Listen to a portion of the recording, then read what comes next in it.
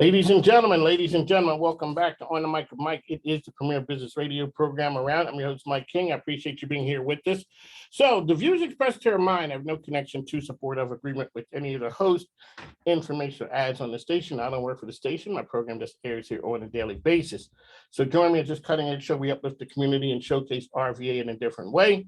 The sound you're listening to emanating from the Mike King Biz Studio, which is the global epicenter of social enterprise business. You can follow me on social platforms at hashtag On the Mic with Mike RVA, as well as Mike King Biz. So we're out there talking to the game changers. Shout out to my good friends over at the Hodges Partnership. And so they say, Mike, there's an organization out there that's really doing some amazing things. And I'm like, okay. They're like, do you want to talk to them? And I said, sure, I do. And we are talking to ESTES Express Lines. Yes, we are. There we go. On the Mic with Mike. So we have Greg Richardson here. Sir, welcome to the program. Thank you. Nice to be here. So they have me and you here, but they didn't trust me. They wanted to make sure that I got the name right. And so we brought some help. So we'd like to thank you guys for making sure I got the name right. So I always say this is a business show. So tell us who you are and what you guys do. Sure. My name is Greg Richardson. I'm the Vice President of Human Resources at ESTES Express Lines. We are the largest independently held transportation carrier in North America. We reside in kind of the LTL network, which is a less than truckload network, smaller type packages, not necessarily as small as parcel services, but we operate 265 locations across the country. And how many people altogether? 22,500 thriving employees. Sir, that's a good number of people. And 91 years. 91 years, yes, sir. Originated here in Charles City, Virginia, and been going strong ever since. Proud to say we employ over 2,100 people here in the state of Virginia. So we've come through some tough times now, and ESTES is an organization that's known for being employee-centric, customer-related, as well as community-related. Let's talk about, and you, sir, are the HR person. Yes, sir. We've come through some really tough times. How do you guys foster good culture in an organization when we come through some really bad times? Yeah, I think it's really important to have that platform where you are just employee first and your family first, and you draw that correlation between what you do from a business perspective and how you operate yourself in the family environment. We virtually have set out, even through difficult times, the pandemic, the supply chain shortage, to really be employee-centric, employee-focused through a myriad of different directives, community-driven, working really hard to make sure that the employees that we currently have in place have a safe and thriving place to come to work every day with a certainty that they can do what they need to do to be able to support their families. And then moreover, a really active initiative to be able to bring new employees into the fold, given the mass growth that we experienced over the last couple of years. So one thing I always joke with my friends in HR is about there's really two times when we meet up with you, sir. One is the day that we get there, and the other day is the day that we leave. Yeah.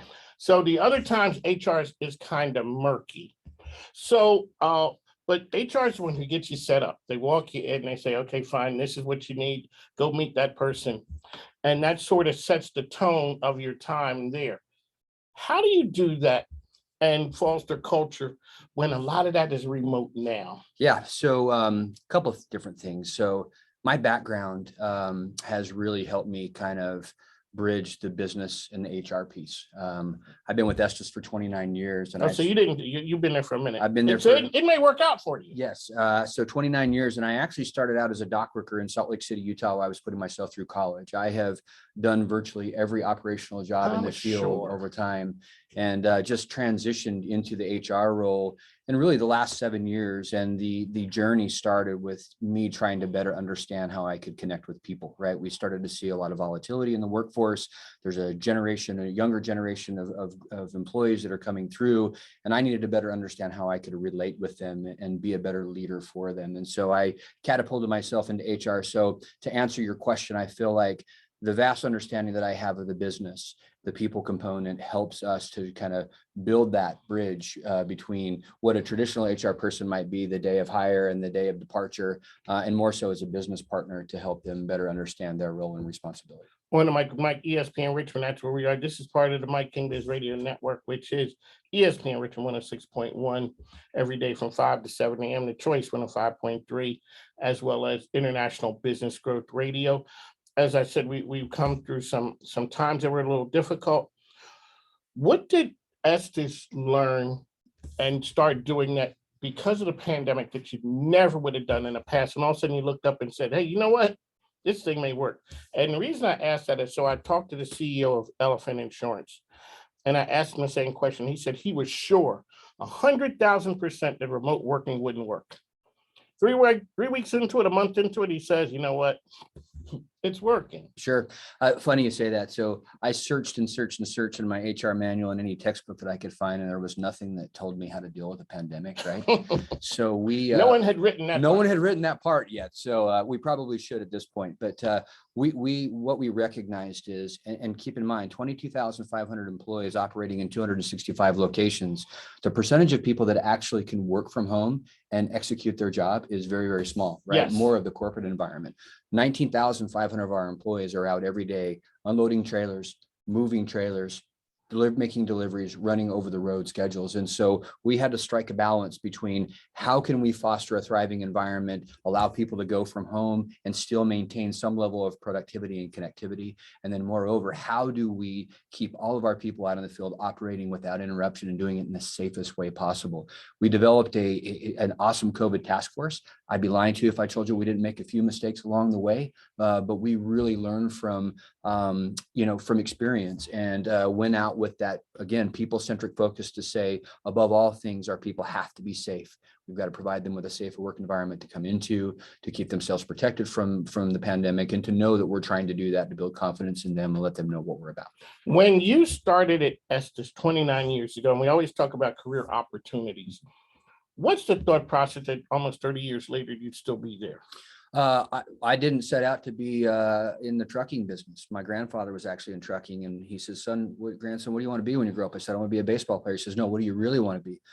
And I said, well, I'll be a lawyer. And he says, just don't go into trucking. And here I am today. But what really happened for me was I had excellent leadership along the way who helped teach me the business. And we try and emulate that along the way. A lot of ESTES employees are very, very long tenured employees. And we're always looking for the next step, having people on the right seat of the bus and giving them that next opportunity for potential growth. We always look first to promote from within before we look at external hires, always looking for the person who's up next. And that's what we're thinking about in retention and sustainability in our workforce, right? How can we make sure that our people have every opportunity that they want, and also understand that we can't want more for them than they do want for themselves? When you look at a person, how do you see that thing in them? When you notice that thing, you say, okay, so they're ready for the next thing. As you said, you can't want more for them than they want for themselves. They have to want it. But ESTES gives them the opportunity to thrive in the organization. All right, on the mic, Mike Greg is here with us. ESTES, they are ESTES Express Lines. There we go. I got the thumbs up, ladies and gentlemen. I'm sharp here. It is a Thursday. So you guys are really community focused. Yes, and that's one of the reasons why we're here today. And like I said, shout out to my good friends at the Hodges Partnership, because they put me in touch with you and it is an honor. So let's talk about what you have upcoming. Yeah. So right now we're working through some what might be some more kind of unstable thoughts on what the future holds, right? We continue to grow our employee base and really have shifted now to what was the first time in my career where we were actually saying no to saying yes to our customers. And we focused primarily through the last 2 years, again, COVID and certainly the supply chain crunch, on infrastructure, people, and equipment. Those are the 3 things that we needed to have to be able to provide a really good product towards our people. So we continue to hire, we continue to bring people on board, but we've been really focused over the last 2 or 3 years on this continuation of growth with our employees. We just conducted our 3rd employee engagement survey. We learned so much from those surveys with our people. And what I'm proud of, one of the many things that I'm proud of over time with ESTES is that it takes a lot of courage to be able to ask our employees what they need. How do you feel about your company? What do we do well? What do we not do so well? It takes even more courage to be able to execute strategies based off of that feedback that you get. And that's precisely what we're doing right now. And like you said, companies always say it, and sometimes it happens, it's true with that.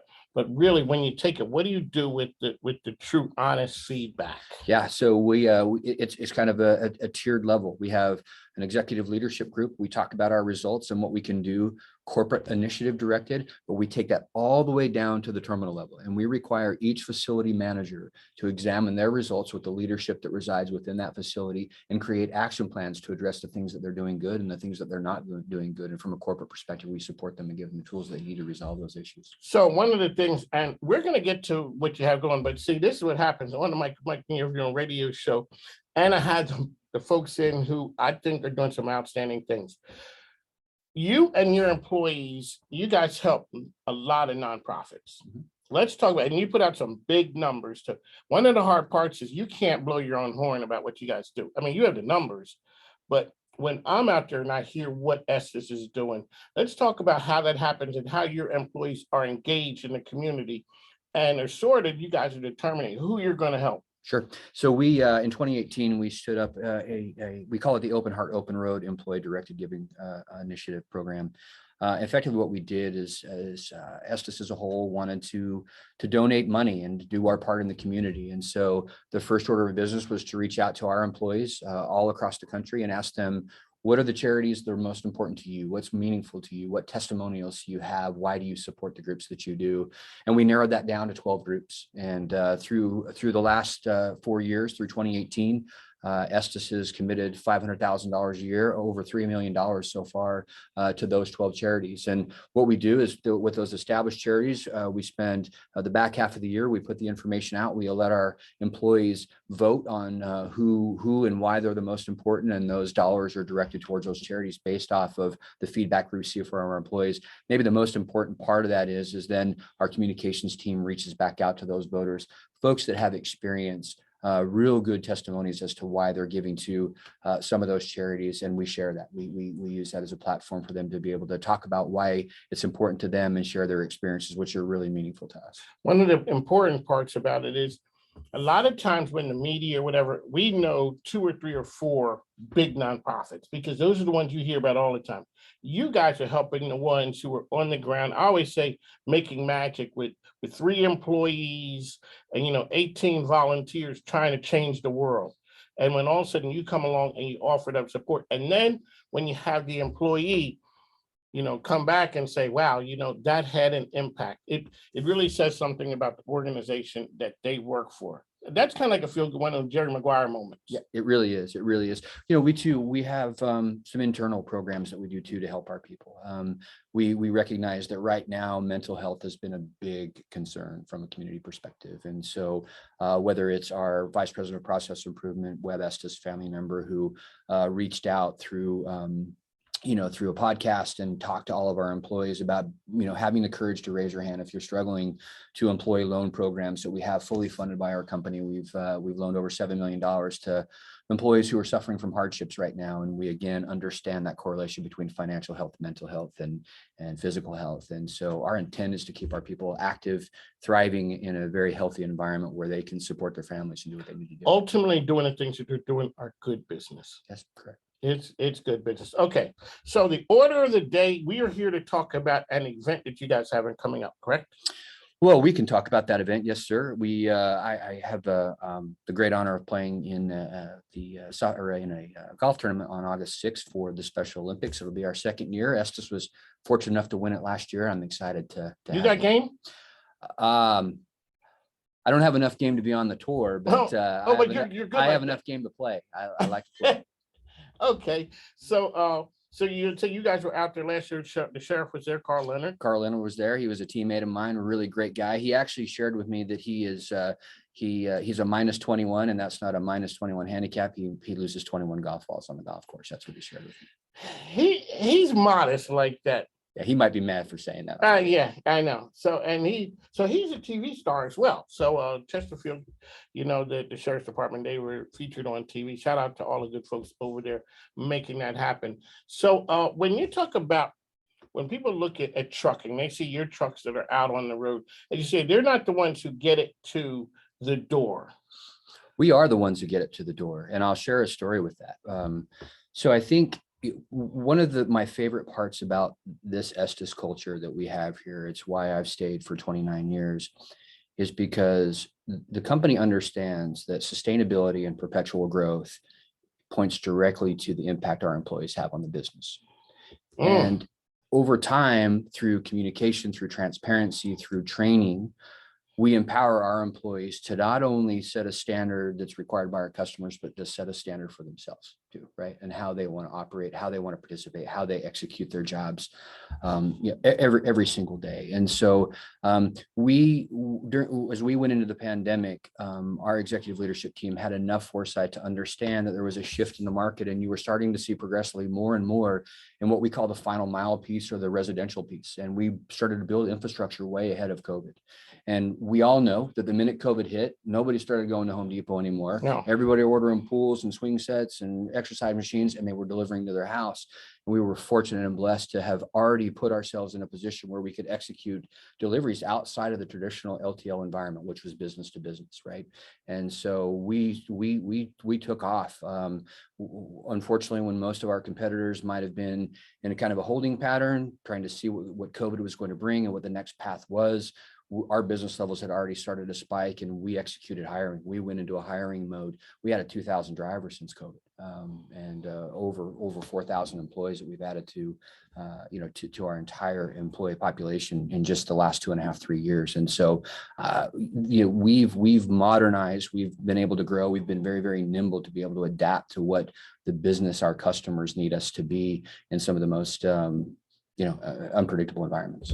So what's next on the environment for you, and something that a person would know about the trucking business?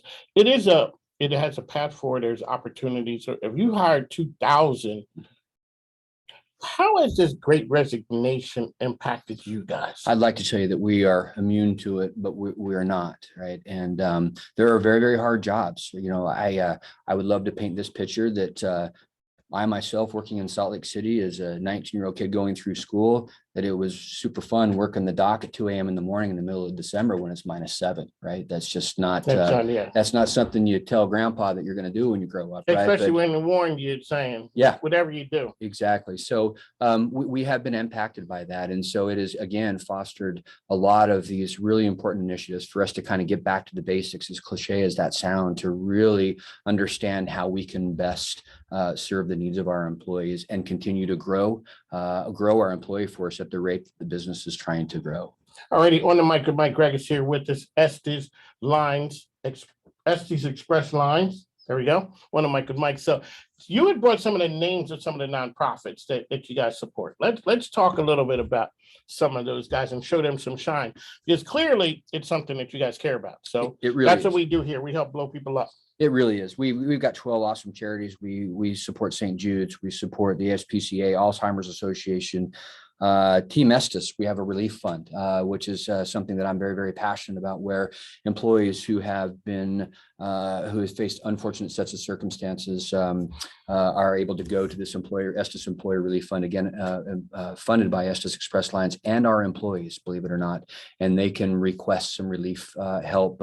We had an unfortunate event in Northern California a few years ago, Chico, California. There was a tremendous fire. That's a very small community, and virtually all of our employees were negatively impacted by the fire. Some had houses burned down. We were able to lean on that charity to be able to help those folks with deductibles, insurance, places to live while they were working through trying to finalize plans to get their houses rebuilt. But we support the American Red Cross and certainly the Special Olympics. We talked about the tournament coming up. So just to name a few of the great charities that we're. I always ask people out there, like in the streets, how people doing. I'm talking to the HR man now.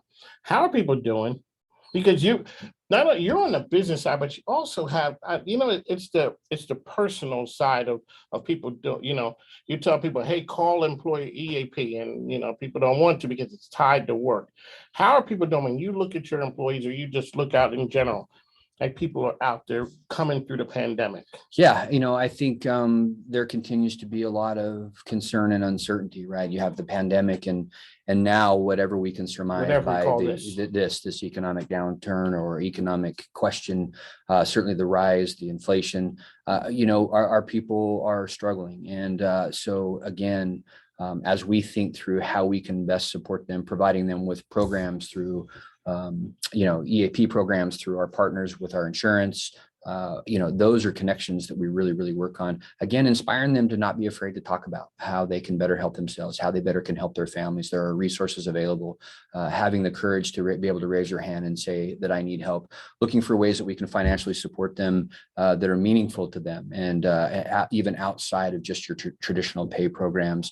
And again, giving them a safe environment where they can go. One thing I'll tell you about Estes Express Lines, another proud moment is we are completely debt free. We are not beholden to one creditor at all.